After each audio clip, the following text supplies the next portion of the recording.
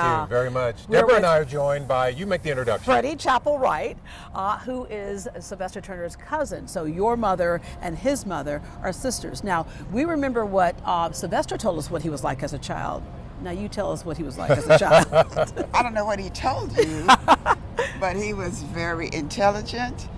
I lived in the country of Chapel Hill, Texas. They lived in Houston, and their dad, Eddie Turner, would put all of them in the car, and they would come to the country, and we just played in the dirt, ran around the farm, and just had a glorious time. That sounds like so much fun. It was so much fun. And so, what are your recollections of him as he got older? Well, he was very a precocious child, always intelligent. He knew everything. Perfect for politics. Perfect for politics. Yeah. Yes. And I remember he told me a story when he was in kindergarten. The teacher said, okay, you ran out of the color red. And he said, well, he painted it orange. And he said, the teacher said, that's not red. He said, well, that's your imagination. To me, it is red. Oh, so the debater was came before he learned it in school. Exactly. What is something about Sylvester Turner that you think the majority of people don't know? Well, the thing I think they don't know how compassionate he was, how loving he was, how funny he was. He could tell you some jokes. Mm-hmm. Yeah, I've witnessed that. Yeah. And how serious he was about the community.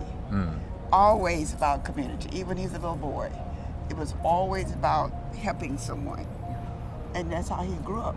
Yeah, and that explains yes. why he left, law to go into public service. Exactly. And he says that his basis for a great work ethic was looking at his mom, especially after his father, your uncle, had passed away, and he saw his mom. She's like, I got to get a job. I got to get the family through, because 9 kids, right? Right. And she became a maid at the Rice Hotel, Yes. and he said he just gained so much respect for her work ethic, and that, of course, carried him through as well. His dad also. His Yeah. dad had the same kind of work ethic. Yeah. And that, that's what he emulated. Freddie, I know you're waiting to go inside to pay your respects to your cousin. I wonder what your thoughts and emotions are this morning about Sylvester. Oh, I have so many mixed emotions. He and I were very, very close. Very, very close. Any event he had in the city, I was there. And he would always stop and say, that's my first cousin over there.